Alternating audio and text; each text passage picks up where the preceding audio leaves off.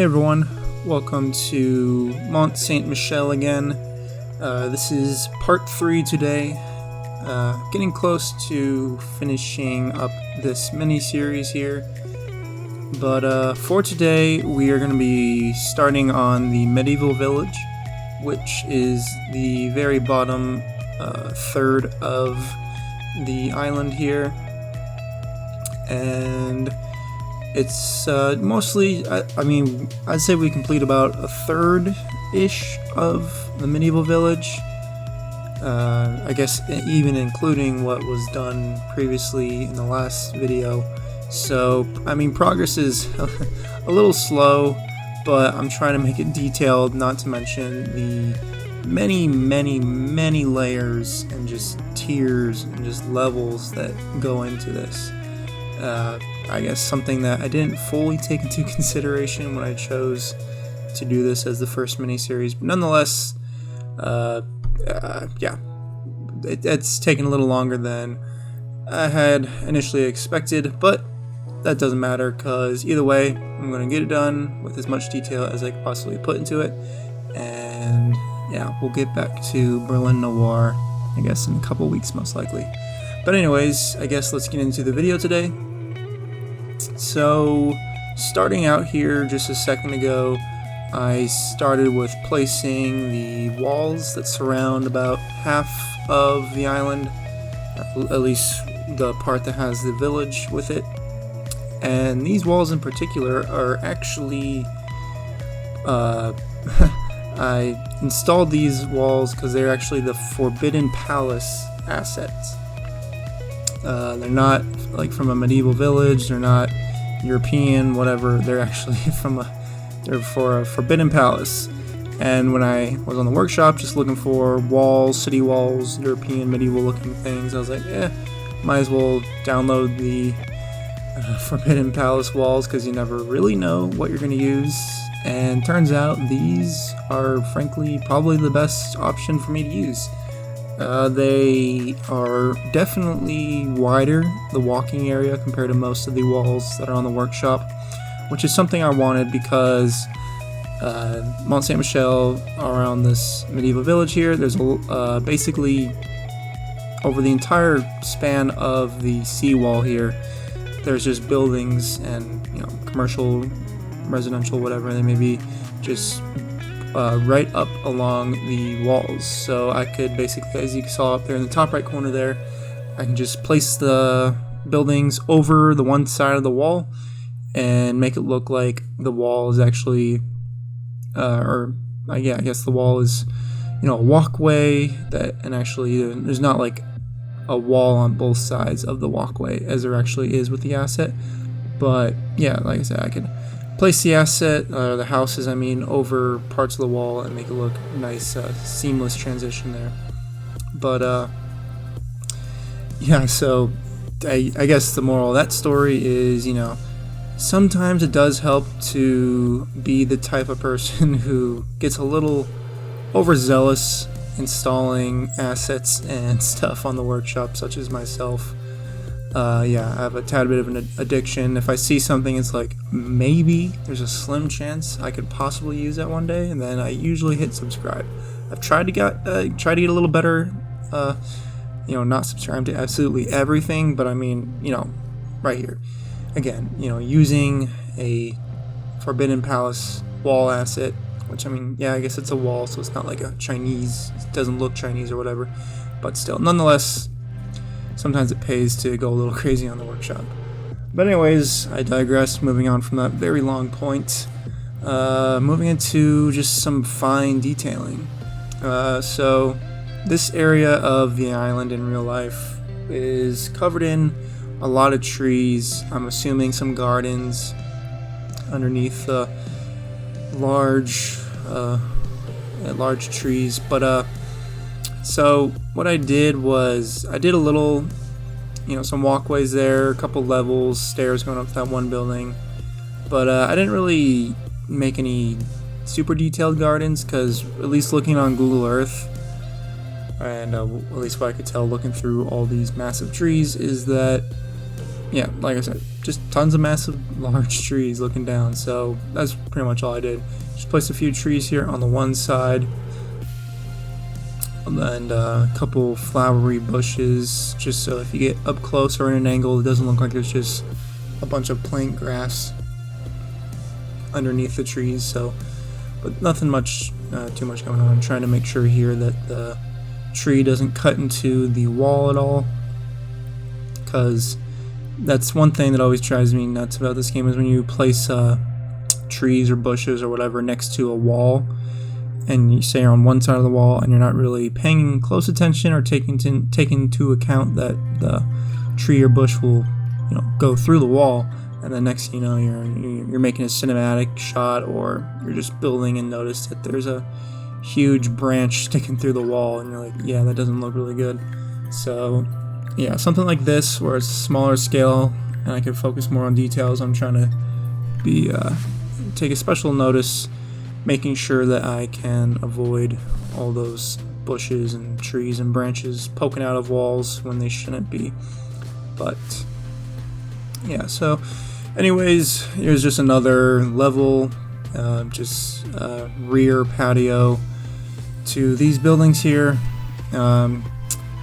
I mean, really, every single building that I have placed, or at least nearly every building, and every building that I will place in the future, in this video and also in the next, I try and make it both a make it look as realistic, not only in the front but also in the back, because on Mont Saint-Michel there's a lot of buildings that do have some sort of patio or I don't know, gardens or just some sort of outdoor area in the back of the mostly commercial buildings they seem, but I'm assuming a number of residential buildings as well. But yeah, so what I'm trying to do with that is just make sure that it looks real. It looks like this is something people would actually live in, that there's something in the back, something in the front, and that both areas are detailed, as long as they're going to be seen in cinematic shots or whatever it may be. But I guess so, moving on from that short area there, so the church here I placed down in the previous episode.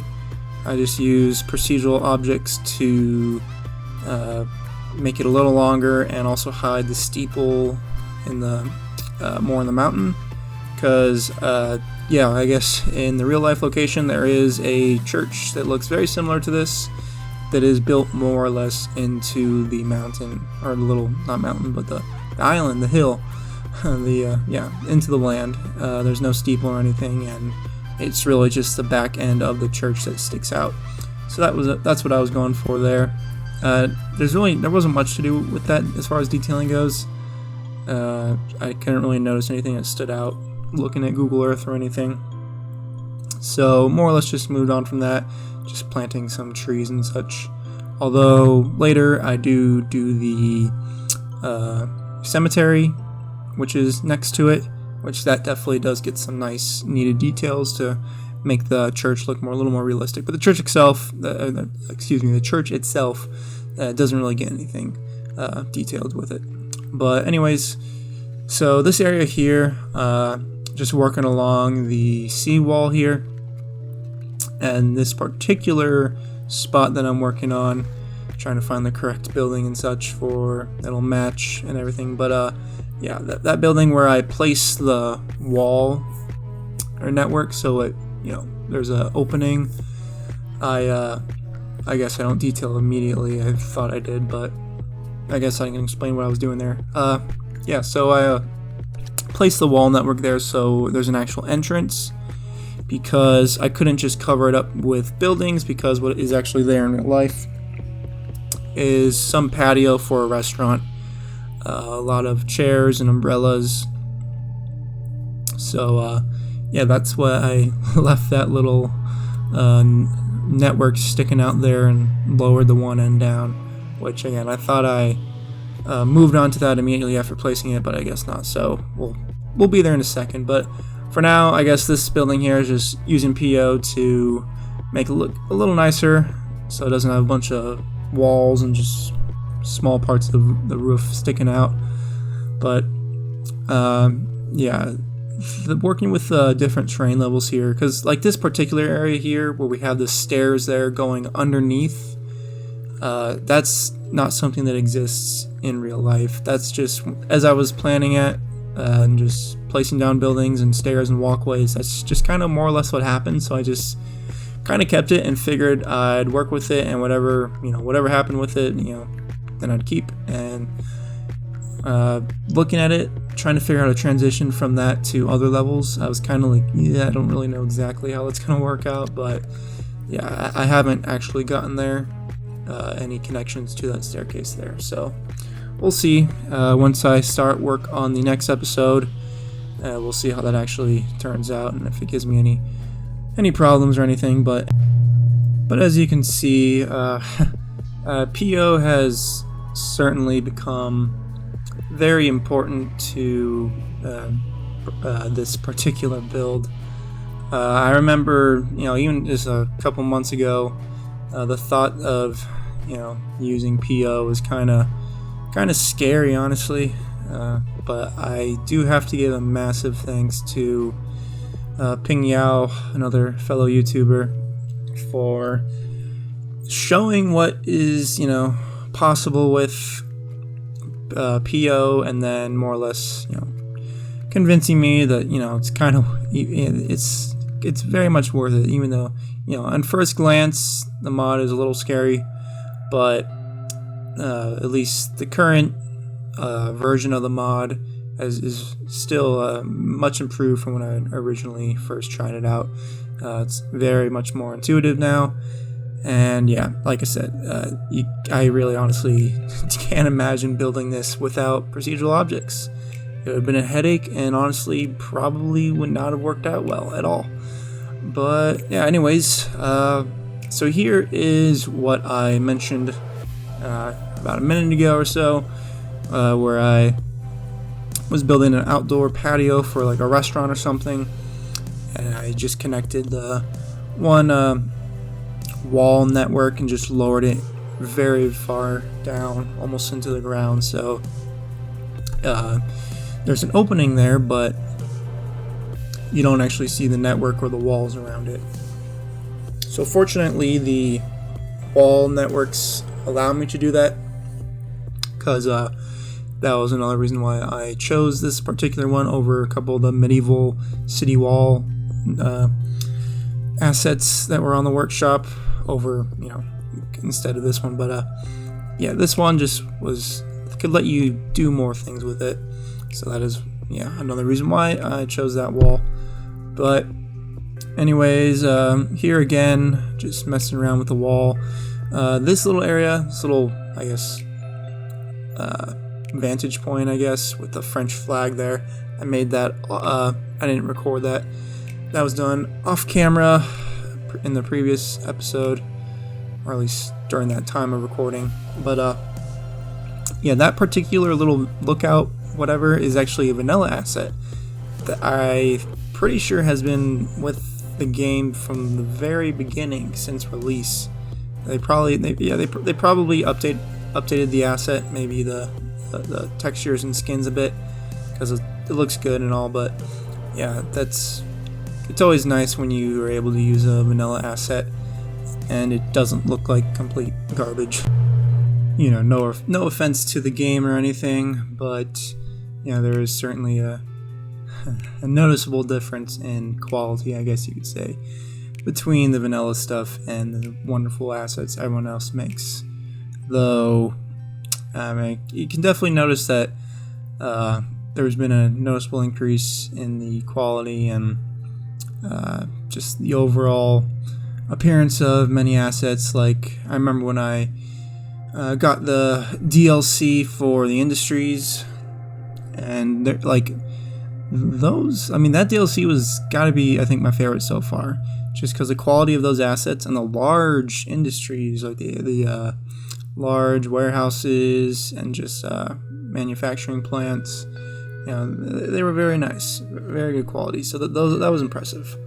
But other than that, I don't really use vanilla assets, like hardly ever.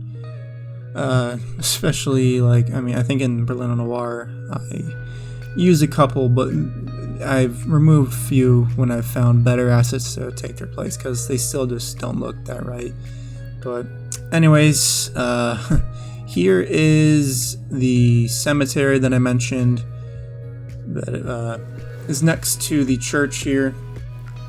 This is, so I guess this was a little tricky, not the actual just, planning out a cemetery, because that's more or less just finding a space and plopping down some props for tombs and whatnot. But it's actually an issue with just this area right here. So you see this massive staircase there on the left side of the screen, which I did record, but I took it out because nothing really came of that. Like I still have it, I kept it, but I didn't really build anything in front of it or off of it, just this very small portion here. So I didn't really think it was worth keeping in, because yeah, like I said, there's nothing was really built out of it. But yeah, so this area here coming down from the middle tier is a very steep transition, and it's not only steep, but just the height of the massive cliff is pretty tall. It's a very large cliff. So that's something, like, I mean, building this when I had the stairs coming off the main staircase there, like, that wasn't that big of a deal. And but I mean, still, like, as the number of just layers or tiered levels here is kind of crazy if you actually look at it, and the actual height difference. So I'm a little concerned about, like, the next episode when I try and build just a bunch of buildings, residential, commercial, medieval style buildings down from the cliff, because there's not going to be a bunch of staircases like these that can go to different levels. It's just going to be a bunch of buildings, and those are going to be the levels themselves. So I'm not sure how that's going to look transitioning from the high, very tall cliff to the lower level next to the seawall. So we'll see how that goes. I mean, of course, I mean, anyway, it's going to work out. It's just a matter of if it's going to look, as realistic as, or as, is it going to look like the real life location? Because, that really large staircase there that I mentioned that I didn't keep in this video, the recording, that there's nothing like that in real life. I just didn't really know what to put there. I didn't want to put a lot of buildings. And because of the cliff and just the network, the path network up there, which has a really large footprint, so you can't really build right next to it without, putting down the terrain networks and then getting that ugly shadow texture thing that shows up when you move a terrain network underneath it. I wanted to avoid that, so that's why I went with that staircase, because the staircase could be pushed out a little bit over the cliff and I didn't have to screw with the terrain at all. But yeah, that's going to be more of an issue with the next episode, so we'll see how that goes in the next episode next week. But for now, I guess back to the on-screen build. Yeah, so this little cemetery, I'm curious to know if it's actually like a real cemetery that's in use, and the residents, the very few residents of the island, if their loved ones and ancestors are actually buried here. Because looking on Google Earth and some of the first person views of people walking around, there were flowers and just the typical stuff that you see at real cemeteries where people visit their loved ones, whoever they may be, and lay down flowers and whatnot. So that there was all that type of stuff was actually at this cemetery. So I'm guessing there's real people that the actual current residents know. So it's a little interesting.